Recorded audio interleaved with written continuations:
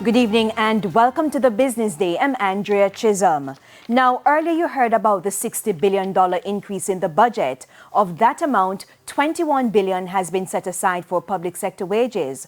Finance Minister Dr. Nigel Clark was asked by the opposition to give more details on the negotiations. While the minister stayed clear of doing that, he said significant progress has been made.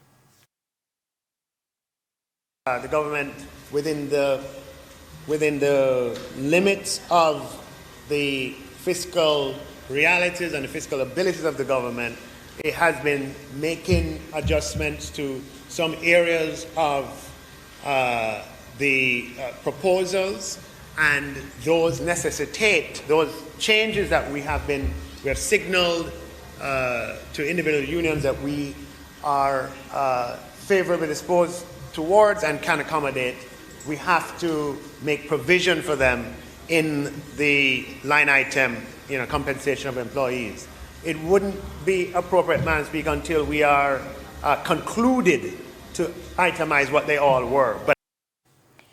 And Dr. Clark stressed that the negotiations need to be concluded soon, as payments must be made before the end of March next year.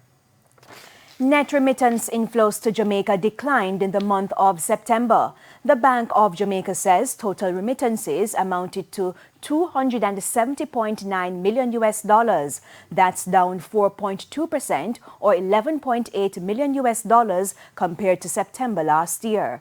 The central bank says the decline is partly due to increased cash-in-hand remittances as travel recovers. Total net remittances since the start of 2022 is $1.66 billion. That's $17.9 million or 1.1% less money coming in compared to the same period last year. Jamaica's net international reserves declined in the month of October. At the end of last month, there was $3.77 billion in reserves, a $32 million decline compared to September. At the end of September 2022, the NIR stood at $3.81 billion. The reserves at the end of October can cover up to 24 weeks of imports. The US dollar is being sold for an average $154.75. $114.83 is the going rate for the Canadian dollar, $176.96 for the pound, while it's costing an average $155.63 for the euro.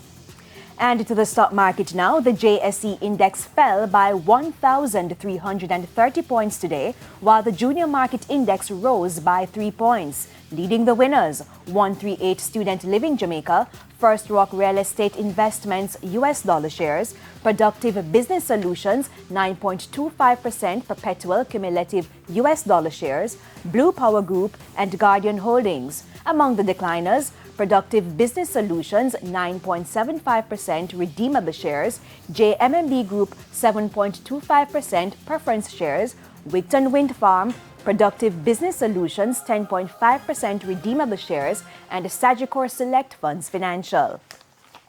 And that's it for the Business Day. I'm Andrea Chisholm. Good evening.